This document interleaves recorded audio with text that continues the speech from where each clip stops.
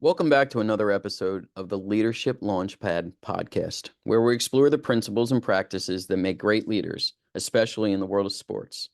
I'm your host, Kevin Pierce, and today we're diving into the leadership skills of one of the most iconic athletes of all time, Michael Jordan.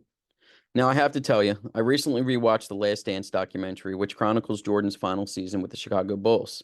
If you haven't already seen it yet, I highly recommend it. It's not just a highlight reel of Jordan's greatest moments. It's an in-depth look at what made him tick, both as a player and as a leader. Watching it again reminded me just how much we can learn from his approach to leadership, and that's exactly what we're going to explore in today's episode. When we think of Michael Jordan, the first things that come to mind are his 6 NBA championships, 5 MVP awards, and those unforgettable moments like the shot against the Cleveland Cavs or his flu game in the '97 finals. But while these feats on the court are legendary, they only tell part of the story. What really set Michael Jordan apart was his exceptional leadership, a quality that turned him from a superstar into a culture icon and a true champion. I want to explore Michael Jordan's leadership in depth today, breaking it down into several key components. We'll talk about his relentless work ethic, his ability to demand the best from everyone around him, his unwavering confidence, his knack for performing under pressure, and his role in building a championship culture with the Bulls. We'll also delve into some lesser-known aspects of his leadership styles, things that might surprise you but are no less important in understanding how Jordan became not just a great player, but a great leader. Let's start with what is perhaps the most fundamental aspect of Jordan's leadership, his relentless work ethic. From the moment Jordan entered the NBA, he set a standard for hard work that was second to none. This wasn't just about showing up for practice or putting in time at the gym. It was about an almost obsessive dedication to improving every aspect of his game. Jordan famously said, "I've always believed that if you put in the work, the results will come." And put in the work, he did. Whether it was refining his jump shot, building strength in the weight room, or studying his opponent's tendencies, Jordan was constantly seeking ways to gain an edge. His approach to practice was just as intense as his approach to games. He treated every drill, every scrimmage, as if it were Game 7 of the NBA Finals. Imagine being one of Jordan's teammates and seeing that level of commitment day in and day out. It would be impossible not to be inspired or pressured to raise your own game. Jordan's work ethic was contagious, and it set the tone for his entire team. He wasn't just leading by example. He was challenging everyone around him to match that intensity. This kind of leadership creates a culture where excellence becomes the norm, not the exception. Jordan's work ethic was also extended beyond the physical aspects of the game. He was a student of basketball, constantly analyzing film and looking for weakness in both his own game and that of the opponents. This intellectual approach to the game added another layer to his leadership. He wasn't just a player who relied on talent. He was someone who outthought his opponents, and he brought that same mentality to his teammates. Another key aspect of Jordan's leadership was his ability to demand the best from everyone. This is where Jordan's leadership style sometimes veered into territory that some might consider controversial. He was famously hard on his teammates, pushing them to their limits in practice, and sometimes even crossing the line into some might see as bullying. But Jordan's intensity had a purpose. He wasn't just being tough for the sake of it. He genuinely believed that his teammates would make them better, and in turn make the team better. Jordan understood that winning at his highest level required a level of mental and physical toughness that not everyone naturally possessed. So he took it upon himself to bring that out in his teammates, even if it meant being unpopular at times.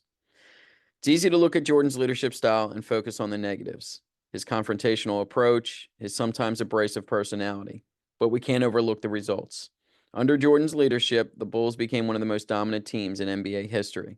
His teammates knew that when Jordan pushed them, it wasn't about tearing them down. It was about building them up to be the best they could be. That's a difficult balance to strike, but Jordan managed to do it. There's a famous story about Jordan and his teammate Scott Burrell during the Bulls' 97-98 season, which was captured in the documentary The Last Dance. Jordan relentlessly picked on Burrell, testing him both physically and mentally. At the time, it seemed harsh, but Jordan later explained that he was trying to prepare him for the pressures of the playoff, where every moment counts and mental toughness is crucial. It's a prime example of how Jordan's leadership wasn't about making friends. It was about making champions. Confidence is a trait that all great leaders possess, and Jordan had an abundance of it. But Jordan's confidence wasn't just about in his own abilities. It was about installing that same confidence in his teammates. He believed that if he carried himself with an unwavering belief in his success, his teammates would follow suit. Jordan's confidence was on full display in the most critical moments. He had a unique ability to elevate his game when the stakes were high, and the confidence was contagious.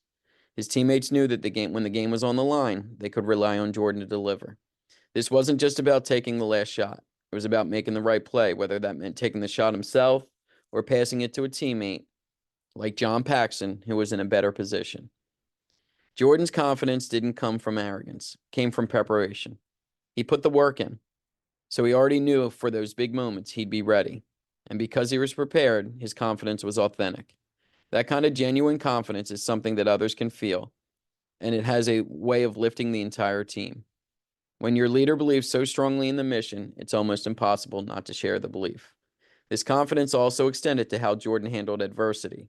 Whether it was overcoming injuries, dealing with the intense media scrutiny, or facing fierce competition, Jordan never wavered. He viewed every challenge as an opportunity to prove himself and his team. This mindset helped to install a culture of resilience with the Bulls. His confidence under pressure became a cornerstone of their success.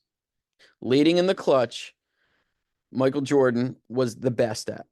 When the game was on the line, Jordan didn't want the ball. He demanded it. This wasn't just because he had the skill to make the shot, but because he had the courage to take it.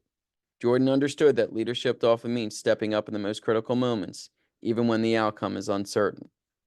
There are countless examples of Jordan delivering in the clutch, but the one that stands out in my mind is his performance in Game 6 of the '98 NBA Finals. With the Bulls trailing the Utah Jazz, Jordan made a string of plays that culminated in him hitting the game-winning shot, a moment that has become iconic in sports history. But that's often overlooked is how Jordan set up that moment. His steal from Karl Malone on the defensive end and his calm, calculated approach as he dribbled down the court. He didn't rush. He didn't panic. He trusted his preparation and instincts, and he executed flawlessly. Leadership isn't just about being the hero. It's about being willing to take responsibility whether you succeed or fail. And Jordan wasn't afraid of the moment. He embraced it. In doing so, he gave his teammates confidence that they could count on him when it mattered the most. But more than that, he showed how leaders, in their own right, how to rise to the occasion when the pressure is on. Jordan's ability to lead in the clutch wasn't just about making the final shot. It was about maintaining focus, composure, and determination through the entire game. He understood that every play, every possession was an opportunity to lead by example and set the tone for his team. This mentality made Jordan such a formidable leader and competitor. Finally, let's talk about Jordan's role in building a championship culture with the Chicago Bulls. When he first joined the Bulls, they were a struggling team with little success in the playoffs. But over the years, Jordan helped transform the Bulls into a dynasty, winning 6 NBA titles in 8 years. This transformation didn't happen overnight. It was a result of deliberate effort to instill a winning culture within the organization. Jordan understood that winning wasn't just about talent. It was about a mindset, preparation, and teamwork. He worked closely with his coaches and teammates to create an environment where excellence was expected, and anything less was unacceptable. This culture was characterized by a relentless pursuit of improvement, commitment to selflessness, and an unwavering focus on the ultimate goal, winning the NBA title. Building a championship culture is one of the most challenging tasks for any leader, but it's also one of the most rewarding. Jordan didn't want to just win. He wanted to build something lasting that would continue even after he was gone, and that's what he did. The Bulls' success in the '90s wasn't about having the best player on the planet. It was having a team that fully bought into a shared vision of greatness. One of the key elements of culture was accountability. Jordan held himself and his teammates to incredibly high standards. He wasn't afraid to call out a teammate if they weren't giving their best effort, but he also praised and supported them when they stepped up. This balance of challenge and support helped create a team dynamic where everyone felt responsible for the team's success. Another important aspect of the culture was the emphasis on mental toughness. Jordan and his coach, Phil Jackson, understood the difference between winning and losing often came down to mental strength. They worked to cultivate a mindset of resilience and focus, teaching the team to stay calm under pressure and to never let setbacks derail their progress. Though Michael Jordan's leadership wasn't always conventional and it wasn't always easy, it was successful. He led by example, he demanded the best from everyone around him, and he never wavered in his belief that his team could achieve greatness. Jordan's legacy as a leader is just as much of a part of his greatness as his basketball skills. As I reflect on Jordan's leadership, I encourage you to think about how you can apply these principles in your own life. Whether you're an athlete, a coach, or simply someone looking to lead in your community, there's a lot we can learn from the leadership skills of Michael Jordan. Thank you for joining me today on the Leadership Launchpad Podcast. If you enjoyed this episode, be sure to subscribe and share with others who might benefit from these insights. And if you haven't already, take some time to watch The Last Dance. It's a masterclass in leadership and a reminder of what it takes to be the best. Until next time, keep leading with purpose and passion. I'm Kevin Pierce, and this has been the Leadership Launchpad. Thanks for listening.